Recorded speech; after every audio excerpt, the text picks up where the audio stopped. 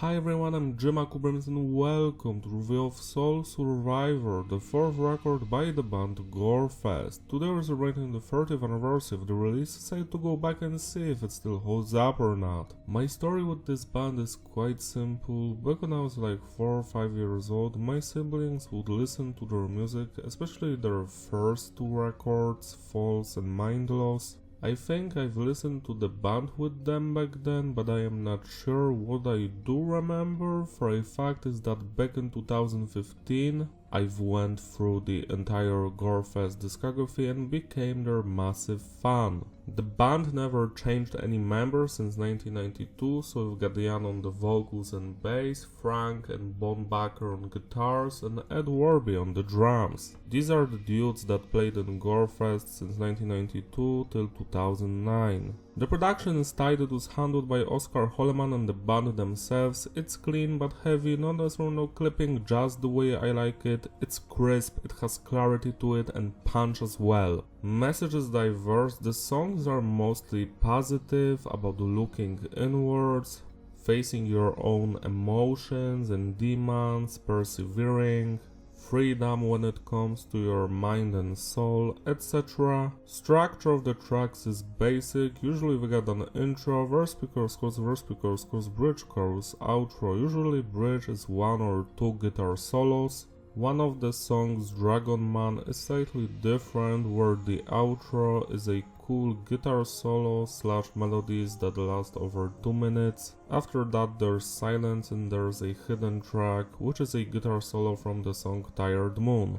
When it comes to the music genre on this release, Gorefest decided to experiment. While their first record, Mind Loss, was classic death metal and False was similar but added some grooves, Soul Survivor represents the death and roll genre, which is a mix between rock and roll and death metal. Musically, this is like 90% hard rock but with death metal growling on top, and very emotional and melodic death metal driven guitar solos, so to speak.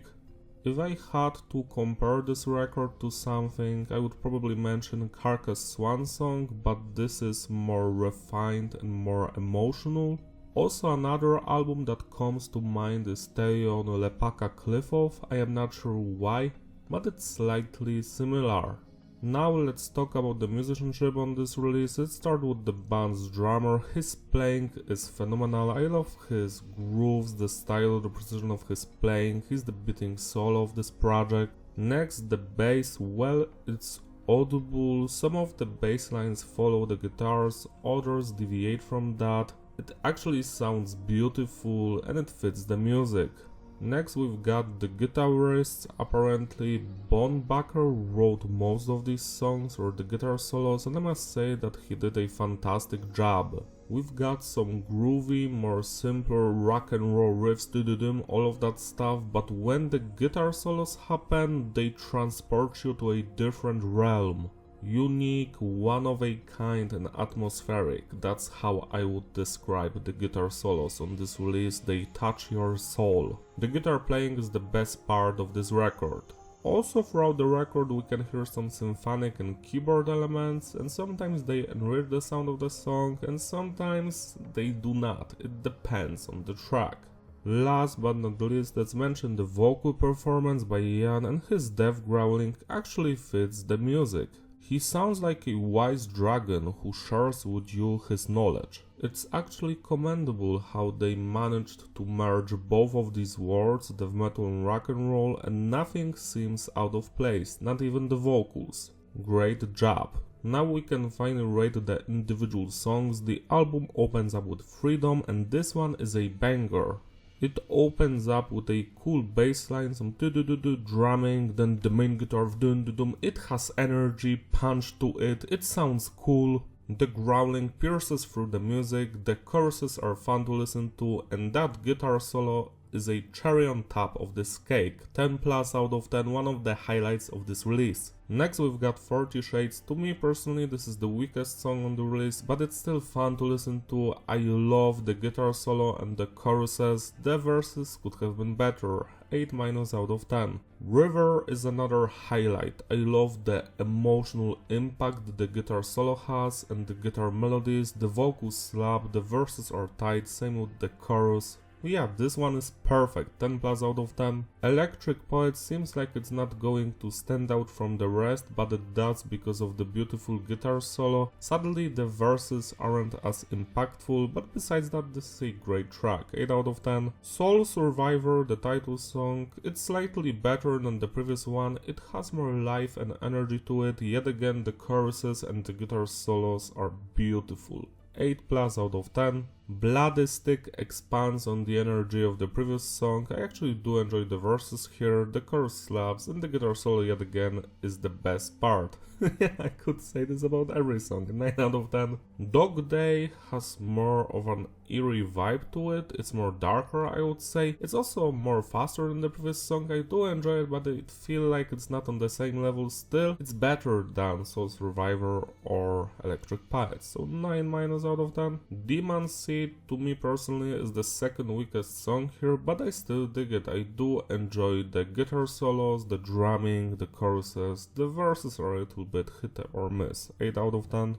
Chameleon, this one I love it, the guitar riffs, the drumming, the guitar solos, the energy. This one is short but sweet. Some of the keyboard elements do not sit well with me, but overall it's a fun song, 10 minus out of 10. Dragon Man is the final song on the standard release and it's my favorite Gorefest song, period. The song is crafted with perfection, the verses, the bridge, the chorus, but the outro is the cherry on top. The beautiful, melodic and emotional guitar work there, it brings me to tears, it's just so good. I love the outro of this track so much, I could listen to it for eternity. After Dragon Man ends, we have some silence and then a bonus guitar solo from the song Tired Moon plays. I am not sure why, but it's here and it's also fun. So yeah, 11 out of 10.